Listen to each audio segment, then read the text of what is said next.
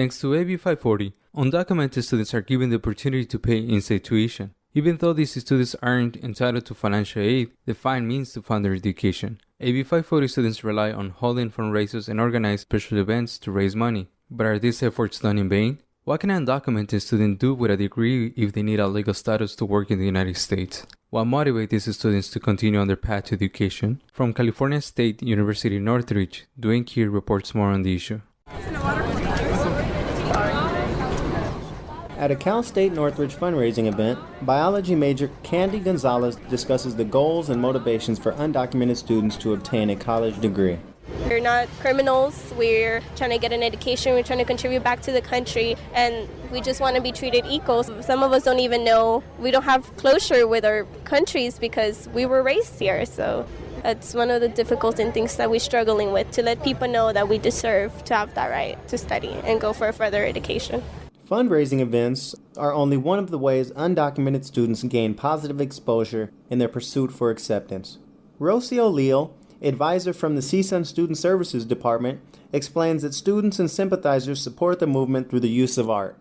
There's this paintings called DreamAct. I went to a gallery in which this gallery, all the paintings were done by either AB 540 students or artists that just wanted to support AB 540 students. So in this gallery, everything you purchased, the funding would go towards AB 540 scholarships. And I met the artist of this particular painting, and he was describing to me that the ladders, if you see those 3 stairs, identify the significance of the different education level. Middle school, pretty much high school, and college.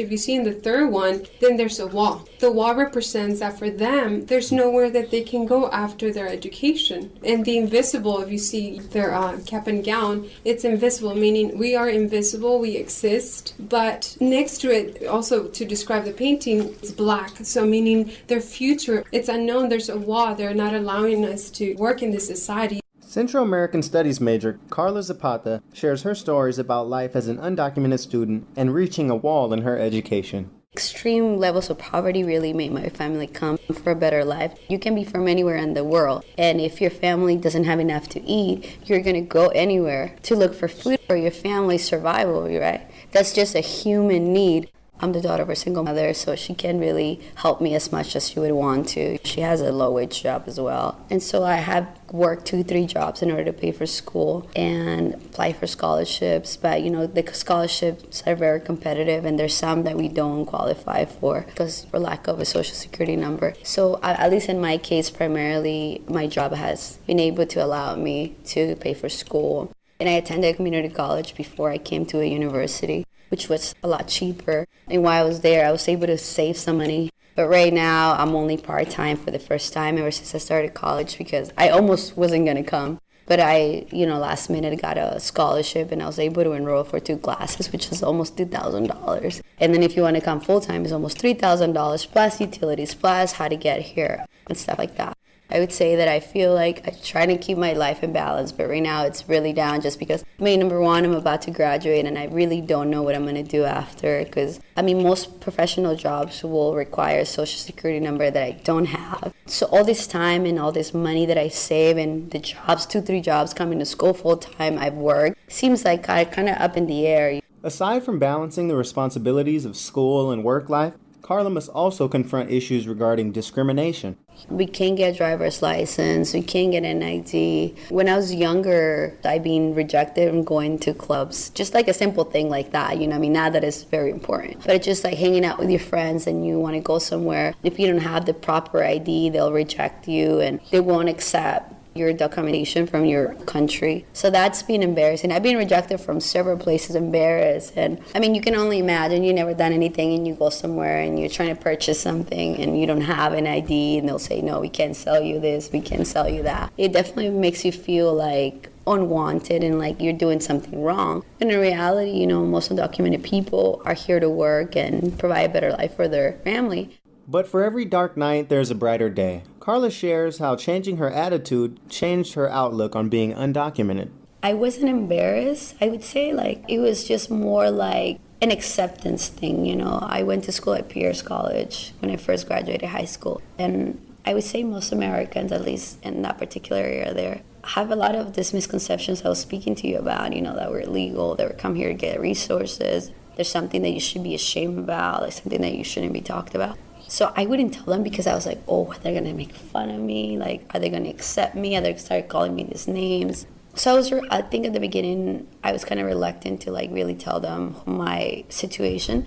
Then after a while, I told them just because I started kind of understanding, and you educate yourself about like the issues of migration, causes of migration, the history of this country. It just makes a lot of sense. If people said something, I would get like really offended, I was like, oh, they're calling me illegal, oh my God. I used to feel really bad, but now to me, it's just like, oh, let's conversate on what this means.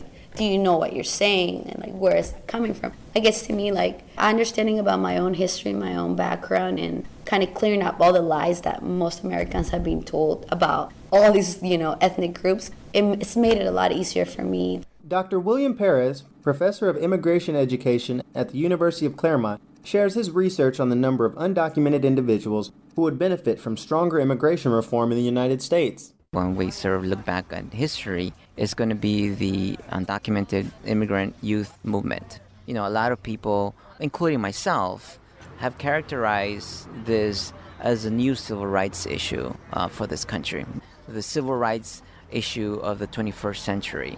Today, we have close to 12 million undocumented families.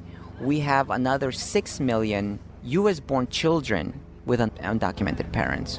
So just that alone, 12 plus 6, that's 18 million individuals who are directly affected by the lack of comprehensive immigration reform.